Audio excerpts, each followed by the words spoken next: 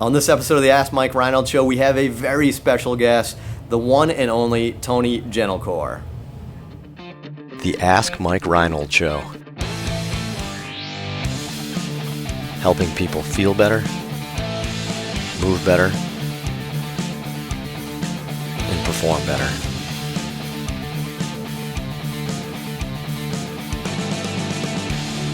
Welcome back, everybody, to the Ask Mike Reinold Show. We have a very, very, very special episode today. We have a... Look at that. How many times did I say very? Very. The more times you say very, the more very... You could have just said it with wicked special guest. Wicked. Lenny says wicked. Sum it up right there. We have a special guest today, Tony Gentilcore.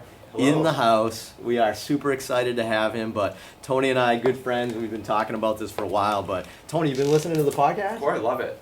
I sit at home, I'm checking Twitter, and I see the new podcast go up. I watch it. I love it. Doing a good job with it. So hence why I wanted to come on. I wanted to be part of the party. Well, we wanted to share it too because we've got some questions about deadlifts today. Not biceps? Come on. But no, Tony's here. You know, another local guy here, great strength coach. Tony, where can we find out more about you? Home base for me is TonyGentilcore.com. That's articles, blogs, services, everything like that. So my pictures of my cat. Nice. So everything you could ever want about me is on my website. So, and what are you doing now? What are you up Right to? now, I am basically subleasing space at a small space in Brookline and training a lot more general pop clients now, which is kind of refreshing.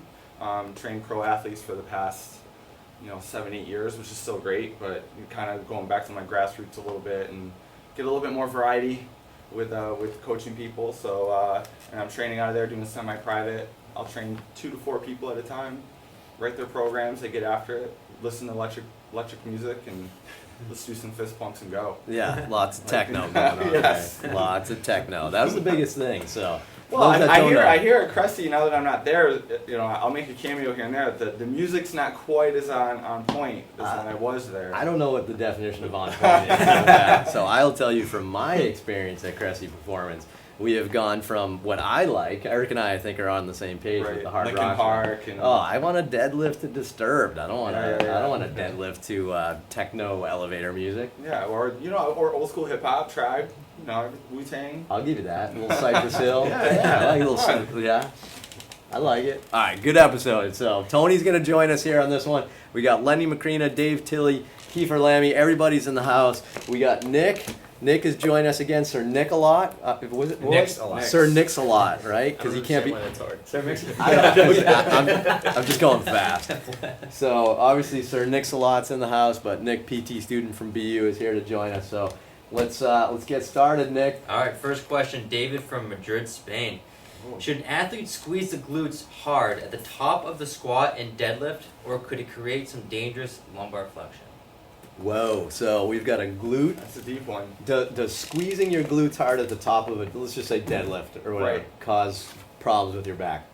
I don't think so. I mean, I think people need to use their glutes. I do think people tend to overcompensate and they're trying to win, and they're like squeezing for all death at the top, which can cause a bunch of problems moving forward. But I definitely don't feel like people need to. It's going to hurt their back or anything like that. I'm squeezing my glutes really hard right now. I'm okay. Lenny's going to make I'm it. good. Lenny Macrina, everyone. I'm good. So, all right, let me ask you guys, Kiefer and Tony. Then, is that a coaching cue to use? Do you tell them to squeeze their glutes at the top? Oh, man, it depends. I mean, certainly. I mean, I'm a very hands-on coach, so I mean, there's a little bit of hands on the predetermined glutes? poking. Yeah, like That's right.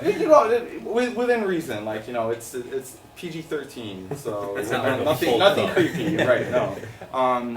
But I mean, certainly if I've had clients and athletes in who aren't engaging their glutes to the top capacity, I might say, hey, finish tall, squeeze a walnut, But at the same time, Dr. Evan Osar out in Chicago, he talks a lot about people over tensing their glutes and causing a lot of tone and getting a little bit more T-spine, TL junction issues going on. So Right. I guess again, it depends. Yeah. But Kiefer, Yeah. I think there's kind of a difference. Like, we use the cue for somebody that might not be finishing all the way through the deadlift, whereas like, I think his question is it an issue of going into lumbar flexion? Like, that's a little bit different than squeezing your butt together at the top. If you're having somebody come all the way through, Which sure seems like lumbar Yeah, extension. that's what I'm Right. supposed. Right. That's an aggressive glute squeeze if you go if If you're going all the way through, Fucking your spine there's out. another problem going on. Yeah. So yeah, that's true. I guess my head was thinking lumbar extension, but another thing to consider biomechanically here too is that, remember, there's two motions here: the hip extends and the back extends. They kind of do it together. So perhaps you have some mobility restrictions with hip extension. You might be overcompensating with your low back, but I guess you want to fully squeeze the glutes to get the full motion out of it, but not compensate and then go extra with Right. back extension. yeah, that makes sense. Maybe, I agree with that. Maybe that's the Thumbs answer. up. I don't know. So yeah, I think that was good. All right, Nick. All right, Mark. Mark from California. He says he's really enjoying the show so far. Thanks, Mark. That's nice. Any suggestions for transitioning from insurance-based practice to cash-based? What marketing approaches do patients seem to respond to well and not so well? What marketing approaches do patients seem to respond to well to transition from insurance to cash? So I'm going to jump right in and just say it's not marketing, it's outcomes. It's what you give. It's a service-based industry. If you're jumping in and you think you need a marketing scheme for your cash-based practice, I think you've jumped a step. I think it's about good outcomes, good care, good work with people, and then with cash-based service for PT, it's all about internal stuff. It's about having connections with people like Tony that know that we can help some of his clients, and we share clients and stuff like that, right? Like I think if you're worried about marketing for cash base, I think it's your outcomes. But Len, Yeah, we don't really. This is gonna sound weird, but we don't really market. Like, we're not throwing stuff out on Facebook for PT. We're not going out and trying to go crazy with the crazy marketing budget. It's word of mouth. It's having a good base, good relationship with strength coaches, personal trainers, and docs as well. But our primary referral source are these guys like Tony and area strength coaches that trust us. Clients see that they get better with us.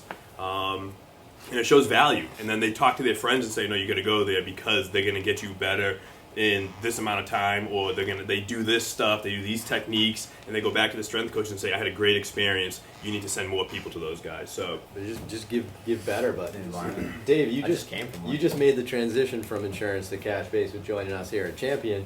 What was your biggest? How did his caseload's full in like 2 weeks? How'd you market that? I didn't really. I like Lenny said, I think the biggest thing is you provide a good service and people actually know that you care about them and you want to get them better and you're there for them. Accessibility is a huge one we talked about. Is like now, so I'm more available via email, text message. If people need something comes up. If I see you once a week and something comes up halfway in the week, like they really enjoy it. Like, oh, well, I'll just text Dave real quick and be like, hey, what should I do for this? So I think people really value that relationship, and I think like the environment we provide here is all encompassing. We want to help you as much as we can. I found that I didn't need to market a lot because my niche is again, my niche is very close connected. So gymnasts talk, they see each other, like gymnasts competing with each other and come to Champion and see, oh hey, like I didn't know you come here, and word kind of spreads. So good service, be available. Makes sense. Don't kill anybody. So, Tony, you're in a cash-based service too. Yeah. This isn't just physical therapy. Or hugs. I'll take a hug. I'm gonna remember that. That'll be 25. How do you market? I've been in the industry for about 14 years. Exactly. So you don't market. and honestly, like when I was at Cressy Sports Performance, we had intern classes come in, 3 intern classes a year, and almost inevitably they would be like, how do I get to where you are today? And I'm like, I'm in year 13, 14, and I feel like I'm only now just starting to get it. But really, it is you got to be good at what you do. Work your body. I think. I write individualized programming. I do thorough assessments. I talk movies. I treat people like human beings. I don't see them as just like a number to get through the door. And the business model here very well. Like you guys spend time with your clients. It isn't just like 10 minutes and gone. That people respond to that and they get results. And that is your marketing. Like you get people results. You get them out of pain. You get them throwing harder. You get them lifting more weight, like they're when the topic of, hey, where do I go to get X results, they're gonna say, hey, my guy is pretty good. That his team is pretty good. I mean, yeah, we live in an age where social media is kind of a thing. Well, it's a very big thing. I just feel like people gravitate to that right out of the gate when it is a little bit more organic, where you get people results and you know. It's really a very unsexy answer. I apologize, but I agree. It's not marketing. It's unmarketing. Isn't that a book? It's not marketing. It's about doing the right thing, I guess. But. Yeah. All right, Nick. Right. What's our third one? Last one. Christine from Maryland asked, NSCA, CSCS, or NASM, PES? Ooh, okay. Which all right. certification would you recommend, or is better investment? All right, so NSCA versus NASM for certifications. battle here. Let's do. Who's what here? Tony, what are I'm CSCS. I'm soon to be. What- CSCS. I'm CSCS. I think we're all CSCS. I'm Len? a CSCS.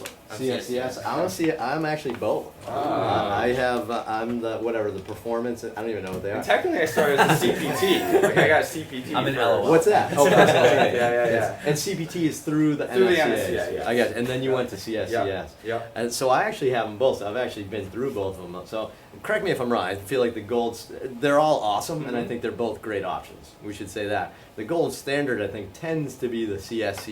I don't know if that's still true. Yeah, it was when I was in college. We were all But pushed towards also, it. I think it depends if like if you're not gonna. I feel like if you're not gonna be working with athletes, then it's kind of a moot point.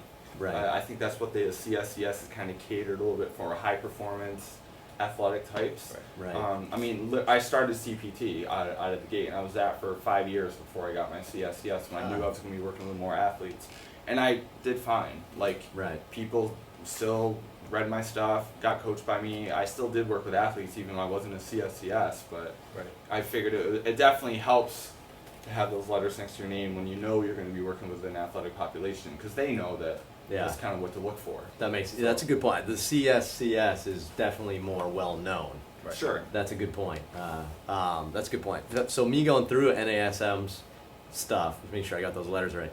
I would say what they're good at is going, like, so I did the performance enhancement specialist and the corrective exercise specialist. So just right there, that's a little nichey, right? Like they kind of, it's almost like those are additional things. So I think NASM's fine too, and I think it's definitely getting well done.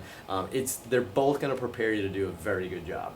I think that's a good way of saying it. So I mean, definitely pros and cons to both, and then I don't know. I guess I don't know if either of them are necessarily going to give you the magic of. They're just more rigorous. Like I feel like NSCA requires a degree to even take the test. That's a good point. Which as opposed to just taking a weekend course somewhere on the internet. Right.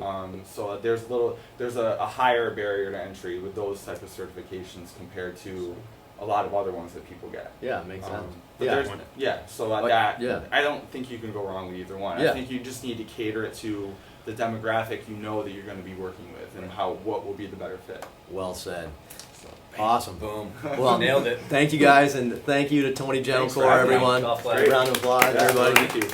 Good. Thank you to Tony for joining us on this week's episode. So join us. Keep asking us some great questions. MikeReinold.com and send us your stuff. Click on the podcast link, and hopefully we'll keep doing this and doing some good episodes. So thank you so much.